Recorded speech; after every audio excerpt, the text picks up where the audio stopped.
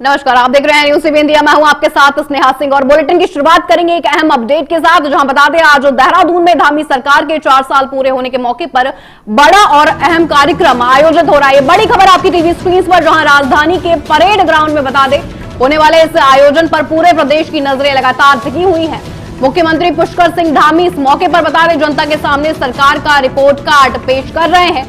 तो वहीं दूसरी ओर आपको बता दें आने वाले समय के लिए विकास का विजन और रोड मैप भी सामने रख रहे हैं। 4 साल पूरे होने पर प्रदेश भर में जश्न है, कई कार्यक्रम बता दें आयोजित किए जा रहे हैं। सरकार इस कार्यक्रम के जरिए ये संदेश देने की कोशिश कर रही है कि बीते 4 सालों में प्रदेश में विकास, बुनियादी ढांचे, रोजगार और जन कल्याण के क्षेत्र में क्या क्या बदलाव हुआ है। ये बड़ी खबर आपको बता रहे हैं आपकी टीवी स्क्रीन पर, जहां साथ ही आगामी योजनाओं और नई पहलुओं को आपको बता दें जनता के सामने भी रखा जाएगा। इस आयोजन को सिर्फ देहरादून तक सीमित नहीं रखा गया है, बता दें बल्कि पूरे प्रदेश में अलग अलग जगहों पर भी कार्यक्रम आयोजित किए जा रहे हैं। बता दें परेड ग्राउंड से धामी सरकार की उपलब्धियों का ये बड़ा ऐलान, जहां 4 साल पूरे होने पर प्रदेश भर में जश्न है, कई कार्यक्रम अलग अलग जगह आयोजित हो रहे हैं। कुल मिलाकर ये कार्यक्रम धामी सरकार के लिए अपनी उपलब्धियों को गिनाने के साथ साथ जनता के बीच भरोसा मजबूत करने और भविष्य की दिशा स्पष्ट करने के लिए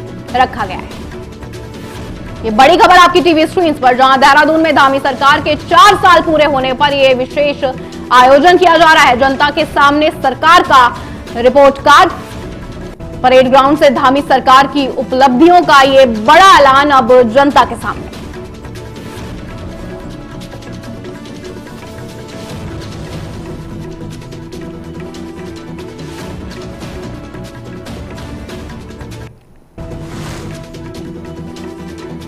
इसके साथ खबरों में आगे बढ़ेंगे, रुक करेंगे अगली खबर का। बता दें देहरादून से खबर है, जहां पुष्कर सिंह धामी की सरकार के 4 साल पूरे हो गए हैं। इस मौके पर अब महेंद्र भट्ट ने सरकार को बधाइयां भी दी। उन्होंने साफ कहा कि इन 4 सालों में सरकार ने विकास, साफ कामकाज और अच्छे फैसलों पर जोर दिया है। सरकार ने भ्रष्टाचार के खिलाफ सख्ती दिखाई है और युवाओं को नौकरी देने की दिशा में भी काम किया है। बता दें महिलाओं को मजबूत बनाने और सड़कों, पुलों जैसे जरूरी कामों पर भी खास ध्यान दिया गया है। ये महेंद्र भट्ट का बड़ा बयान सामने आया, जहां साथ ही बता दें आपदा के समय तुरंत मदद और राज्य में निवेश बढ़ाने के लिए भी सरकार ने कई कदम उठाए हैं, ये कहते नजर भी आए महेंद्र भट्ट। साथ ही महेंद्र भट्ट का ये भी कहना रहा कि इन 4 सालों में उत्तराखंड में तेजी से विकास हुआ है। वहीं आपको बता दें विधायक सरिता आर्य और अन्य नेताओं ने भी अपनी बातें रखी। उन्होंने ये साफ कहा कि 4 साल सेवा और समर्पण के रहे हैं और आगे भी विकास का काम इसी तरह जारी रहेगा।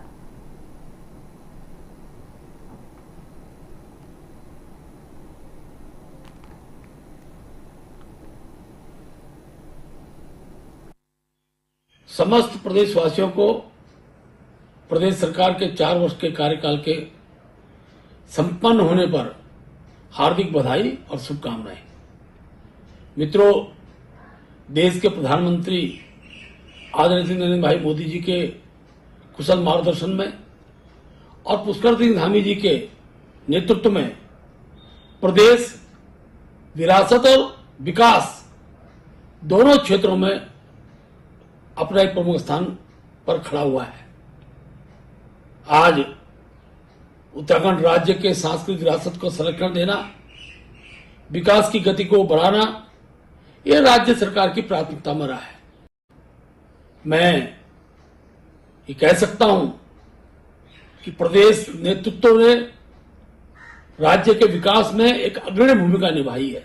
देवभूमि उत्तराखंड में 4 साल बेमिसाल, जिस तरह से माननीय प्रधानमंत्री जी के कुशल मार्गदर्शन में माननीय पुष्कर सिंह धामी जी के नेतृत्व में हमारी सरकार ये 4 साल बेमिसाल जो कार्यकाल पूरा किया है, इसलिए मैं सभी पूरे उत्तराखंड वासियों को बधाई देती हूँ और अपने विधानसभा क्षेत्र में भी सभी पदाधिकारियों को भी और जनता को भी बहुत बहुत आभार और बधाई देती हूँ। जिस तरह से माननीय मुख्यमंत्री जी के नेतृत्व में बजट जो पास हुआ है, वो 1 लाख करोड़ से भी ज़्यादा का जो बजट पास हुआ है, इसमें हमारी विकास की जो योजनाएं हैं वो सभी के धरातल पे उतरी हैं और जन विश्वास और जन कल्याण का जो ये बजट पास हुआ है, इसमें मैं सरकार का बहुत बहुत आभार और बधाई प्रकट करती हूँ।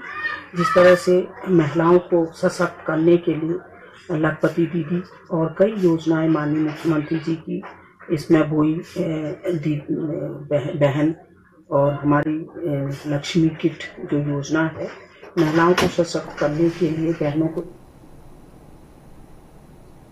प्रधानमंत्री नरेंद्र मोदी ने पश्चिम एशिया में चल रहे संघर्ष को देखते हुए मंत्रिमंडल की सुरक्षा मामलों की, आपको बता दें, समिति यानी सीसीएस की बैठक की अध्यक्षता की है। प्रधानमंत्री ने साफ तौर पर कहा कि ये संघर्ष लगातार बदल रहा है और इसका असर अब पूरी दुनिया पर पड़ रहा है।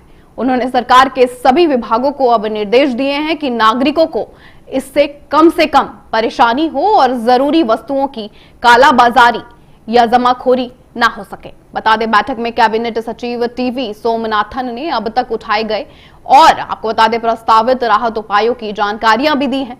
ये बड़ी बैठक हुई जहां कृषि, उर्वरक, पेट्रोलियम, बिजली, व्यापार और आपूर्ति श्रृंखला समेत आपको बता दें कई क्षेत्रों में प्रभाव और उपायों पर चर्चाएं हुई हैं। प्रधानमंत्री ने सभी मंत्रालयों से ये साफ तौर पर कहा कि राज्य सरकारों और अन्य हितधारकों के साथ मिलकर काम करें।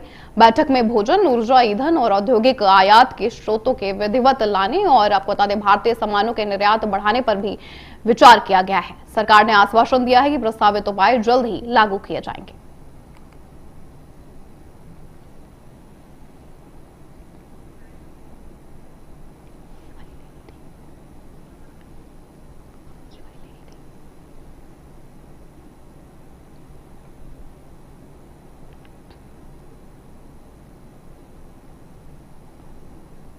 चलिए खबरों में आगे बढ़ेंगे, रुक करेंगे अगली खबर का। उत्तराखंड के मुख्यमंत्री पुष्कर सिंह धामी ने भगत सिंह दिवस के अवसर पर बता दें उन्हें नमन किया है। साथ ही शहीद भगत सिंह जी, सुखदेव जी और राजगुरु जी के बलिदान को भी याद किया। मुख्यमंत्री पुष्कर सिंह धामी ने सोशल मीडिया प्लेटफॉर्म एक्स पर ट्वीट करते हुए साफ तौर पर लिखा कि मां भारती की स्वतंत्रता के लिए अपने प्राणों की आहुति देने वाले अमर क्रांतिकारी शहीद भगत सिंह जी को कोटि कोटि नमन। मुख्यमंत्री पुष्कर सिंह धामी ने साहस, त्याग और राष्ट्र के प्रति समर्पण को आने वाली पीढ़ियों के लिए प्रेरणा बताया है।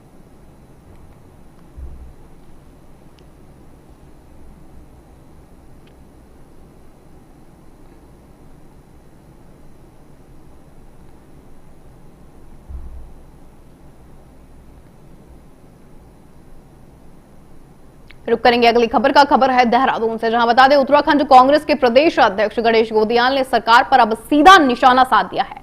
उन्होंने ये आरोप लगाए हैं कि सरकार राजस्व बढ़ाने के लिए प्रदेश के भविष्य को खतरे में लगातार डाल रही है। ये विवाद आगामी आबकारी नीति को लेकर है। बता दें गणेश गोदियाल ने साफ तौर पर कहा कि अगले वित्तीय वर्ष में अकेले कुमाऊं मंडल में 55 नई शराब की दुकानें खोली जा रही हैं। उनका सवाल है कि क्या सरकार को केवल शराब से ही राजस्व बढ़ाना दिखाई देता है। गणेश गोदियाल ने इसे देवभूमि उत्तराखंड के लिए चिंता का विषय बताया है और ये साफ तौर पर कहा कि इस नीति से समाज और संस्कृति पर साफ तौर पर असर पड़ेगा। ये बड़ा बयान गणेश गोदियाल की तरफ से आया। सुनिए और क्या कुछ कहते नजर आए हैं गणेश गोदियाल।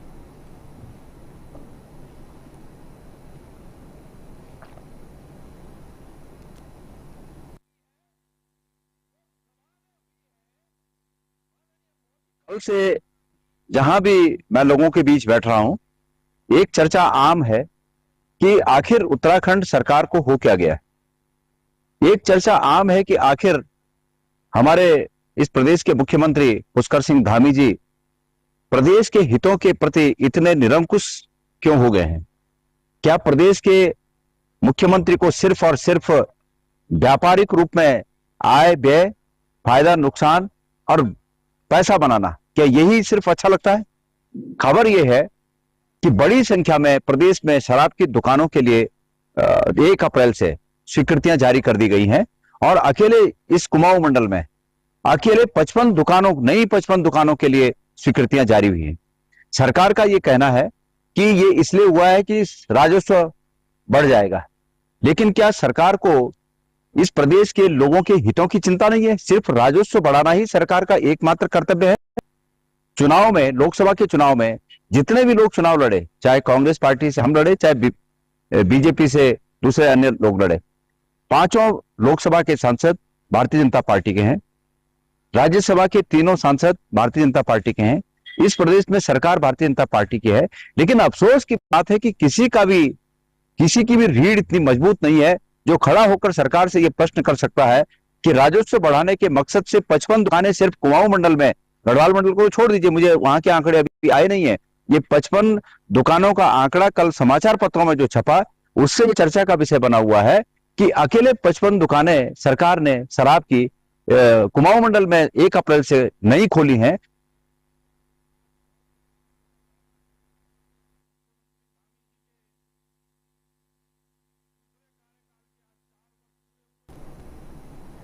रुक करेंगे अगली खबर का। खबर है टिहरी गढ़वाल से, जहां आपको बता दें कांग्रेस नेता श्यामलाल आर्य ने बढ़ती महंगाई और गैस संकट को लेकर अब सरकार पर सीधा निशाना साध दिया है।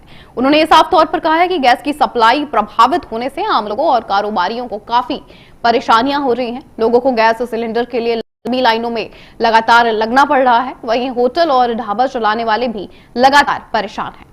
श्यामलाल आर्य ने यह भी कहा कि पहले गैस सिलेंडर करीब 400 रुपयों का था, लेकिन अब इसकी कीमत 1100 रुपयों के आसपास पहुंच गई है। उन्होंने भाजपा पर हमला करते हुए साफ तौर पर कहा कि उस समय स्मृति ईरानी विरोध करती थी, लेकिन अब इस मुद्दे पर वो क्यों चुप हैं। आर्य ने यह भी दावा किया कि जनता अब सब समझ रही है और आने वाले चुनाव में इसका पूरा जवाब देगी।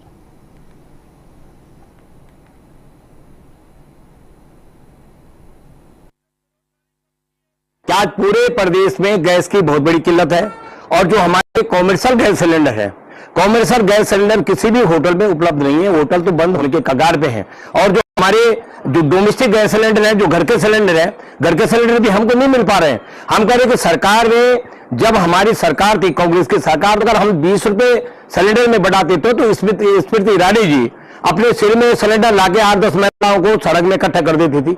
लेकिन आज जो है 400 का सिलेंडर 1100 पे पहुंच गया है। पहले भारतीय जनता पार्टी कह रही थी कि बहुत हो गई महंगाई के बाहर, अब की बार भाजपा सरकार है 400 का सिलेंडर हो गया आपके आज 1100 पार, तो तब तो नहीं कह रहे हैं। आज जितनी भी महंगाई है, महंगाई चरम सीमा पे है और गैस सिलेंडर की दिक्कत है। हम तो कहते हैं कि लोग अगर उपभोक्ताओं को कि अगर सिलेंडर की व्यवस्था 1 हफ्ते में सुचारू रूप से नहीं होती तो सब लोगों को सबको उतरना पड़ेगा और सरकार को मुंह तोड़ जवाब देना पड़ेगा कि आप गैस की व्यवस्था आपकी चौपट है, आप पेयजल की व्यवस्था आपकी चौपट है। मैं अपने ग्राम भगवान की बात करता हूं, यहाँ पे अलकनंदा नदी 200 मीटर पे अलकनंदा नदी बहती है 200 मीटर पे, और उसके बगल में चंद्रभागा नदी है जो गजेरा है। और हमारे गांव में 150-200 मीटर की परिधि में जो भगवान गांव है उसमें पानी की 1 महीने से पानी की बहुत बड़ी किल्लत है। तो इस तरह से जो भारतीय जनता पार्टी की एक बात, आप तो लोग कहते हैं उन्होंने जो 4-5 किलो राशन मिलता था उसी में लोग सब पागल हो चुके हैं। लेकिन आज जो व्यवस्थाएं हैं, व्यवस्थाएं चौपट हो गई है। आज जगह जगह शराब के ठेके खुल रहे हैं। अभी 54-55 ठेके और खुलने जा रहे हैं। अभी हमारे रुद्रप्रयाग में विरोध हो रहा था शराब के ठेका का, और आपके ऋषिकेश में शराब के ठेके का विरोध हो रहा है। हम वो अपने सीताराम रणकोटी जी का और अपने अरविंद साजवाणी जी का, उनका हम धन्यवाद करना चाहते हैं। देखो, अपने क्षेत्र में जो बात होती है उसके लिए आवाज उठानी चाहिए, और इस तरह से अगर कोई इसमें कोई उंगली उठाए। खबरों में आगे बढ़ेंगे, रुक करेंगे अगली खबर का। खबर है हरिद्वार से, जहां बता दें शहर के आबादी क्षेत्रों में जंगली हाथियों की बढ़ती आवाजाही से लोग अब दहशत में हैं। कनकल क्षेत्र के आपको बता दें फुटबॉल मैदान के पास एक हाथी खेतों में घुस आया, जिससे इलाके में हड़कंप मच गया है। स्थानीय लोगों का यह साफ तौर पर कहना है कि अब हाथियों का आना जाना आम हो गया है। इस वजह से फसलें नुकसान में हैं और लोगों की सुरक्षा पर भी खतरा है। लोग बार बार शिकायत करने के बावजूद वन विभाग से संतोषजनक कार्रवाई नहीं देख पा रहे हैं। ग्रामीणों का अब यह भी आरोप है कि सूचना देने के बाद भी समय पर कोई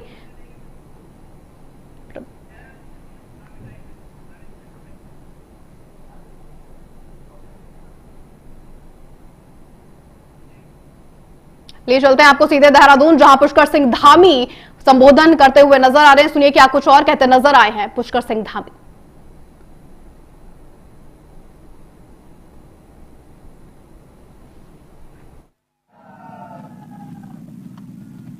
जन जन की सरकार, जन जन के द्वार, 4 साल बेमिसाल। आज इस कार्यक्रम में मंच पर आसीन देहरादून जनपद के प्रभारी मंत्री आदरणीय सुबोध उनियाल जी, श्री गणेश जोशी जी, खजानदास जी, माननीय मंत्री राम सिंह कैड़ा जी, सांसद, राज्यसभा और भारतीय जनता पार्टी के राष्ट्रीय सह कोषाध्यक्ष आदरणीय नरेश बंसल जी, नगर निगम देहरादून के महापौर श्री सौरभ थपत्याल जी, माननीय विधायक सहदेव सिंह पुंडीर जी, उमेश शर्मा काऊ जी, विनोद चमोली जी, सविता कपूर जी, मुन्ना सिंह चौहान जी, ब्रजभूषण गैरोला जी, मुख्य सचिव श्री आनंद वर्धन जी, पुलिस महानिदेशक श्री दीपम सेठ जी, प्रमुख सचिव श्री आर के सुधांशु जी, श्री शैलेश बगोली जी, डॉक्टर सुरेंद्र नारायण पांडे जी, श्री विनय शंकर पांडे जी आयुक्त एवं देहरादून के जिलाधिकारी प्रमुख सचिव श्री एल फनई जी और सभी हमारे महानगर के अध्यक्ष श्री सिद्धार्थ अग्रवाल जी और यहाँ पर उपस्थित सभी हमारे जनप्रतिनिधिगण, विभिन्न निगमों, बोर्डों और विभिन्न दायित्वों पर काम करने वाले हमारे सभी वरिष्ठ महानुभाव भाइयों एवं बहनों, और आज के इस कार्यक्रम में हमें अपना आशीर्वाद देने के लिए देहरादून और आसपास के क्षेत्रों से, संपूर्ण देहरादून और आसपास के क्षेत्रों से आए हुए सभी हमारे बड़े बुजुर्ग, माताएं, बहनें, सभी मेरे युवा नौजवान साथियों, प्यारे विद्यार्थियों और मीडिया के हमारे सभी मित्रों और विभिन्न समूहों से आई हुई सभी हमारी बहनें, विभिन्न विभागों से आए हुए सभी हमारे अधिकारीगण, कर्मचारीगण, प्रशासन के भी सभी अधिकारीगण, जिलाधिकारी देहरादून सविन बंसल जी और यहाँ वरिष्ठ पुलिस अधीक्षक श्री परमेंद्र सिंह डोभाल जी, मैं आज के इस अवसर पर आप सभी का 4 वर्ष पूरे होने के अवसर पर इतनी विशाल संख्या में पधारे आप सभी का मैं हृदय से स्वागत करता हूं, अभिनंदन करता हूं और आपने यहां पहुंचने पर मेरा स्वागत किया। मैं भी दोनों हाथ जोड़कर आप सबका स्वागत करता हूं, आप सबका अभिनंदन करता हूं। साथ ही आप सभी को मां शक्ति के उपासना के पर्व नवरात्रि की भी हार्दिक शुभकामनाएं देता हूं। नव संवत्सर भी हमारा प्रारंभ हुआ है, उसकी भी शुभकामनाएं देता हूं और मां भगवती से प्रार्थना करता हूं कि वह हम सभी पर अपनी कृपा दृष्टि बनाकर रखे। इसके साथ ही मैं इस अवसर पर भारत माता के अमर सपूत सरदार भगत सिंह जी को, राजगुरु जी, सुखदेव जी, उनको भी अपनी भावांजलि अर्पित करता हूं, जिन्होंने आज के ही दिन मां भारती की स्वतंत्रता के लिए हंसते हंसते फांसी के फंदे को चूमा था। आज के इस विशिष्ट अवसर पर मैं उत्तराखंड राज्य स्थापना के लिए अपना सर्वस्व बलिदान करने वाले अमर बलिदानियों, राज्य आंदोलनकारियों को भी कोटि कोटि नमन करता हूं। भाइयों बहनों, आज के इस कार्यक्रम में आप सभी के बीच उपस्थित होकर मेरा मन अत्यंत भाव विभोर हो उठा है।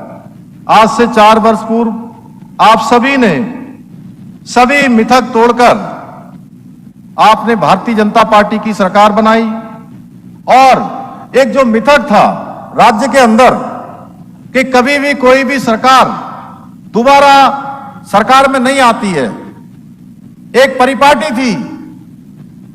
उस परिपाटी को, उस मिथक को तोड़ने का काम आप सबने किया, उत्तराखंड की देवतुल्य जनता ने किया, एक नया इतिहास बनाने का काम किया।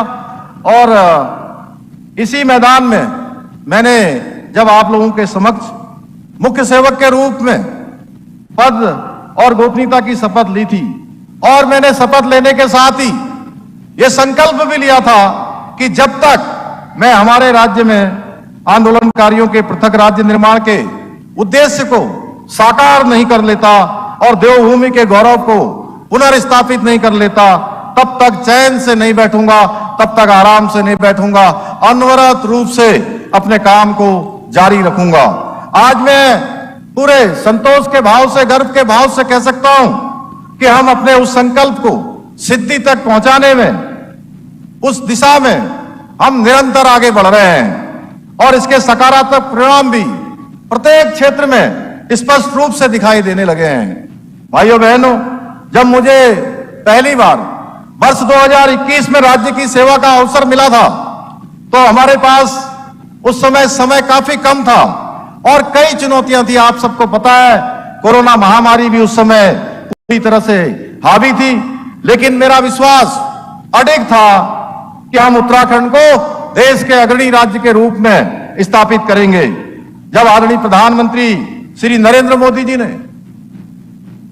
वर्ष 2021 में बाबा केदार के धाम से कहा था कि 21वीं सदी का यह तीसरा दशक उत्तराखंड का दशक होगा, तो उनके मुख से निकले हुए ये शिवमयी शब्द, इनको चरितार्थ करना हमारी सरकार ने अपना धर्म बना लिया, अपना संकल्प बना लिया और निरंतर हम उस दिशा में प्रयास करने लगे।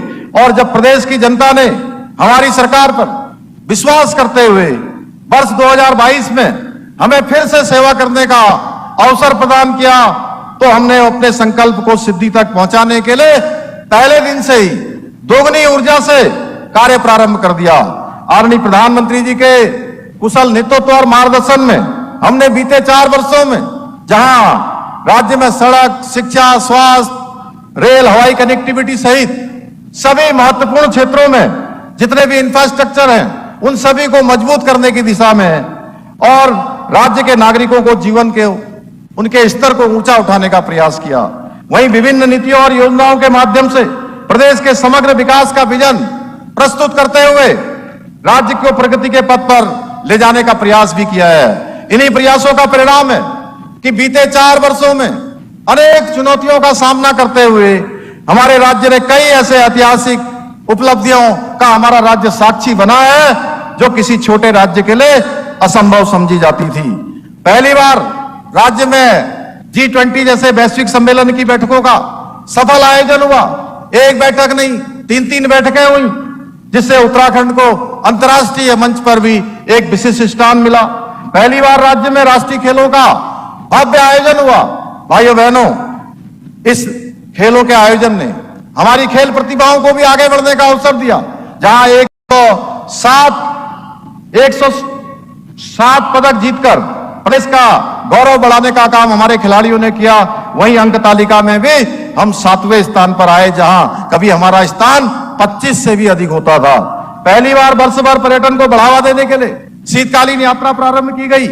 इससे स्थानीय अर्थव्यवस्था को नई ऊर्जा मिली है। इतना ही नहीं, पहली बार उत्तराखंड में ग्लोबल समिट का आयोजन हुआ, जिसमें 3,76,000 करोड़ रुपए का MOU हुआ और 1 लाख करोड़ से अधिक की ग्राउंडिंग पर अभी तक काम हो चुका है। भाइयों बहनों, जो अनवरत रूप से आगे बढ़ रहा है, इसी का परिणाम है। इसके साथ साथ डबल इंजन सरकार के बीते 4 सालों में हमारे राज्य की आर्थिकी में 1.5 गुना से भी ज्यादा की वृद्धि हुई है। बीते 1 वर्ष में राज्य की GSDP में 7.23% की बढ़ोतरी हुई है। बीते 4 वर्षों में हमारे राज्य की प्रति व्यक्ति आय में 41% की वृद्धि हुई है। बीते 4 वर्षों में राज्य का बजट का आकार 60,000 करोड़ रुपए से बढ़कर 1 लाख करोड़ रुपए से अधिक हो गया। बीते 4 वर्षों में राज्य में 20,000 नए उद्योग स्थापित हुए हैं। बीते 4 वर्षों में राज्य में स्टार्टअप की संख्या 700 से बढ़कर 1700 हो गई है। आज राज्य में हेलीपोर्ट्स की संख्या 2 से बढ़कर 12 हो गई है। वहीं हेलीपैड की संख्या 60 से बढ़कर 118 हो गई है। बीते 4 वर्षों में राज्य में बिजली उत्पादन 3 गुना से अधिक बढ़ा है। बीते 4 वर्षों में 2,65,000 से अधिक हमारी मातृशक्ति, हमारी बहनें, हमारी माताएं लखपति दीदी बनी है। बीते 4 वर्षों में होटलों की संख्या में भी 25% की बढ़ोतरी हुई है। वहीं नए होम स्टे की संख्या में 50% से अधिक की वृद्धि हुई है। आज डबल इंजन सरकार के कारण राज्य की दोगुनी रफ्तार से राज्य आज प्रगति कर रहा है। इसी का परिणाम है कि आज हमारे राज्य में रिवर्स पलायन 44% की बढ़ोतरी दर्ज की गई है। इन्हीं सब कार्यों का परिणाम है कि नीति आयोग भारत सरकार के इंडेक्स में 2023-24 सतत विकास के लक्ष्यों को प्राप्त करने में उत्तराखंड ने पूरे देश में पहला स्थान प्राप्त किया है। साथ ही भारत सरकार द्वारा सार्वजनिक वित्तीय प्रदर्शन सूचकांक में 23-24 में विशेष राज्यों की श्रेणी में भी दूसरा स्थान प्राप्त हुआ है। इसके अलावा ईज ऑफ डूइंग बिजनेस में उत्तराखंड को अचीवर्स स्टार्टअप रैंकिंग में लीडर्स की श्रेणी प्राप्त हुई है। और नीति आयोग द्वारा जारी इंडिया इनोवेशन इंडेक्स रिपोर्ट में हिमालय राज्यों की श्रेणी में भी हमको पूरे देश में दूसरा स्थान प्राप्त हुआ है। बीते 4 वर्षों में लगातार देश में मोस्ट फिल्म फ्रेंडली स्टेट होने का गौरव भी हमारे राज्य को प्राप्त हो रहा है। आज उत्तराखंड किसानों की आय दुगना करने में भी, मत्स्य विकास के क्षेत्र में भी देश का अग्रणी राज्य बना है। आज हम युवाओं को रोजगार के अवसर उपलब्ध कराने में भी देश के अग्रणी राज्य बनकर उभरे हैं। हम वर्ष 2024 में नीति आयोग द्वारा जारी एक्सपोर्ट प्रिपेयर्डनेस इंडेक्स में भी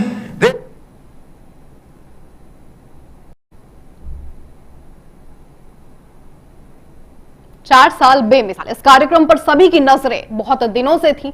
अब जनता के सामने मुख्यमंत्री पुष्कर सिंह धामी ने 4 साल का पूरा रिपोर्ट कार्ड रख दिया है, जिसको लेकर अब जनता भी सामने आई। बता दें, इस जन संबोधन में 10,000 से ज्यादा लोग भी मौजूद थे, जिसको स्वयं मुख्यमंत्री पुष्कर सिंह धामी संबोधित करते नजर आए हैं। इसके साथ आगे बढ़ेंगे और रुक करेंगे अगली खबर का। बता दें, मुनि की रेती ऋषिकेश से खबर है, जहां अंतर्राष्ट्रीय योग महोत्सव 2026 का भव्य समापन हो गया है। बता दें, इस हफ्ते भर चले कार्यक्रम में देश विदेश से करीब 2500 से ज्यादा लोगों ने हिस्सा लिया। समापन मौके पर उत्तराखंड के राज्यपाल गुरमीत सिंह ने साफ तौर पर कहा कि ये अंत नहीं है, बल्कि एक नई शुरुआत है। उन्होंने ये भी कहा कि योग को हर व्यक्ति तक पहुंचाना हमारा लक्ष्य है। साथ ही उन्होंने ये भी बताया कि योग शरीर, मन और सोच को संतुलित रखने का सबसे अच्छा तरीका है। ऋषिकेश गंगा किनारे बसा एक खास स्थान है, जहां से पूरी दुनिया को योग और शांति का संदेश मिलता है। सुनिए और क्या कुछ कहते नजर आए हैं राज्यपाल।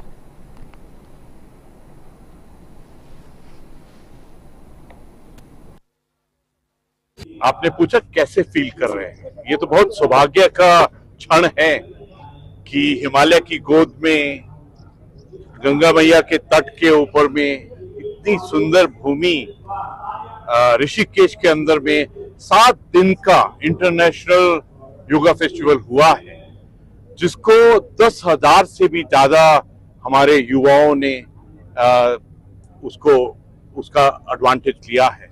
मुझे अत्यंत खुशी है कि 33 देशों से हमारे वो साथी आए जो योगा को सीखना चाहते हैं। हमारे 250 योगा जो आचार्य हैं, उन्होंने इसके अंदर में हिस्सा लिया। आज ऐसा लग रहा था कि सबको देखकर कि हम सब ने प्रभु की सुनी है कि किस प्रकार अपना सोल, बॉडी और आत्मा के साथ में एक किस प्रकार से योगा करें। योगा का सबसे गहरा मतलब है यूनिटी, उस प्रभु, उस ब्रह्मांड, अपने जिस्म और अपने स्वास्थ्य को किस प्रकार देखभाल करें। कभी कभी ऐसा लगता है कि कोविड के समय ने हमने सबने सबक सीखा कि किस प्रकार हमको अपनी हेल्थ, स्वास्थ्य का ख्याल रखना चाहिए। और यहाँ पर जो ब्रीदिंग, आसन, इससे बढ़कर बात यह है कि एक सोच, एक पूरी मानवता के साथ कैसे एक सोच को जो उत्तराखंड की भूमि से आती है, हमारे वेद, पुराण, उपनिषदों ने जो हमको ज्ञान और विद्या दी है कि किस प्रकार हम योगा, आयुर्वेद का अध्ययन करके अपने आप को स्वस्थ रख सकते हैं। मुझे अत्यंत खुशी है कि यहाँ पर जो एक्साइटमेंट है सबके अंदर में योगा सीखने के लिए, आज हमारी बेटियों ने भी बहुत सुंदर योगा का एक प्रेजेंटेशंस दी, उन्होंने करके दिखाया। तो उनको देख के ऐसा लग रहा था कि यही हमारे वो टीचर्स हैं जो पूरे विश्व के अंदर। चलिए खबरों में आगे बढ़ेंगे, रुक करेंगे अगली खबर का। खबर है अल्मोड़ा से, जहां बता दें शहर के एडम्स इलाके में तेंदुओं की दहशत फैल गई है। जहां बीती रात जल संस्थान के, आपको बता दें, पंप हाउस के सामने तेंदुआ देखा गया। ये पूरी घटना वहां लगे सीसीटीवी कैमरों में भी कैद हुई है। जानकारी के मुताबिक तेंदुए ने एक स्ट्रीट डॉग को अपना शिकार बना लिया है, जिससे इलाके में अब डर का माहौल बन गया है। सुबह होते ही स्थानीय लोगों ने तुरंत पार्षद श्याम पांडे को इसकी जानकारी दी है, माफ करिए। साथ ही इसके बाद बता दें पार्षदों ने वन विभाग से संपर्क भी किया। मामले की गंभीरता को देखते हुए वन विभाग की टीम तुरंत मौके पर पहुंची। साथ ही वन दरोगा सत्येंद्र नेगी के नेतृत्व में टीम ने इलाके में गश्त की और तेंदुए पर नजर रखने के लिए ट्रैक कैमरा भी अब लगा दिया गया है।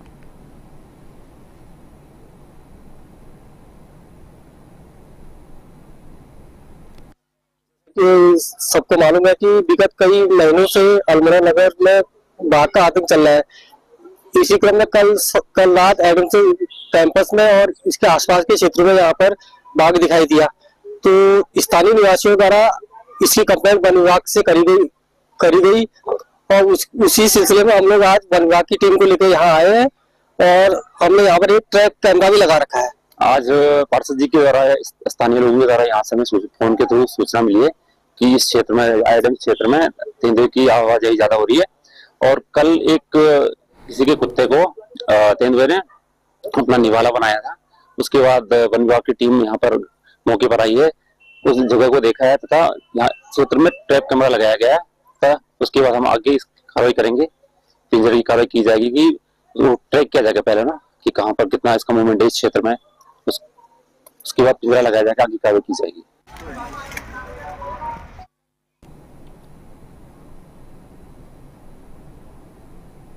रुक करेंगे अगली खबर है विकासनगर से, जहां बता दें लक्ष्मीपुर में धार्मिक माहौल बनने जा रहा है। यहां विलेज गार्डन में आपको बता दें 7 दिन की श्रीमद् भागवत कथा का आयोजन किया जा रहा है। ये कार्यक्रम 29 मार्च से 4 अप्रैल तक चलेगा, जिसमें बड़ी संख्या में श्रद्धालुओं के आने की पूरी उम्मीदें हैं। बता दें कथा में भगवान श्री कृष्ण की लीलाओं और भागवत के संदेश सुनाए जाएंगे, जिससे लोग भक्ति और आध्यात्मिकता से जुड़ सके। कार्यक्रम की शुरुआत पहले दिन भव्य कलश यात्रा के साथ हुई। साथ ही इस यात्रा में आसपास के कई गांवों के लोग भी शामिल होंगे। श्री भगवत गीता उसका प्रसारण होना जा रहा है। 29 तारीख से हमारी कलश यात्रा है और यहाँ सामूहिक भागवत यहाँ हमारे विलेज गार्डन में होने जा रहा है और जिसके अध्यक्ष आदरणीय गोपाल सिंह डोगरा जी हैं और डॉक्टर सुनील पनौली जी कथावाचक हैं। और ये किसी का पर्सनल नहीं हो रहा है, ये सब 4-5 ग्राम सभाओं का सामूहिक है। इसकी एक कमेटी बन रखी है और ये सामूहिक यहाँ पे भागवत होने जा रहा है। आज विलेज गार्डन लक्ष्मीपुर में श्रीमद् भागवत सप्ताह ज्ञान यज्ञ के लिए एक मातृशक्ति की जो बैठक हुई है, उसका मुख्य उद्देश्य है कि क्षेत्र में कैसे प्रचार और प्रसार हो, क्योंकि माताओं का धार्मिक कार्यक्रम में बहुत बड़ा योगदान होता है और उस प्रचार प्रसार को लेकर के हमने माताओं का एक ग्रुप बनाया है। अलग अलग क्षेत्र में माताओं को लीडर के रूप में रखा है, मोर्चा बनाया महिला मोर्चा के रूप में, और अलग अलग क्षेत्रों में उनको जिम्मेदारी दी गई है। जो काम होगा सामूहिक हमारा प्रोग्राम है, ये 7 दिन का भागवत होगा और 7 दिन ही जो है यहाँ पे प्रसाद और भोजन की व्यवस्था भी होगी शाम को, और सबके सहयोग से ये काम हो रहा है। एक किसी आदमी का उसमें वो नहीं है। हमारी जितनी पंचायत है, 3-4 जो पंचायतें हैं हमारे, बालूवाड़ा हुआ, गोकुलवाड़ा हुआ, जमनीपुर हुआ, जामन खाता, ये सारी पंचायतों को मिला करके हमने सोचा है कि हम भगवान के नाम का कुछ करेंगे। तो ये सामूहिक कार्यक्रम है और बहुत भव्य है और उसमें जो है सब मिल करके हम प्रचार प्रसार में लगे हैं और अच्छा चल रहा है काम। कथावाचक कौन है? कथावाचक अपने सुनील। मेरे साथ इस बुलेटिन में इतना ही। देश और दुनिया की तमाम खबरों के लिए बने रहिए न्यूज़ टीवी इंडिया के साथ। नमस्कार।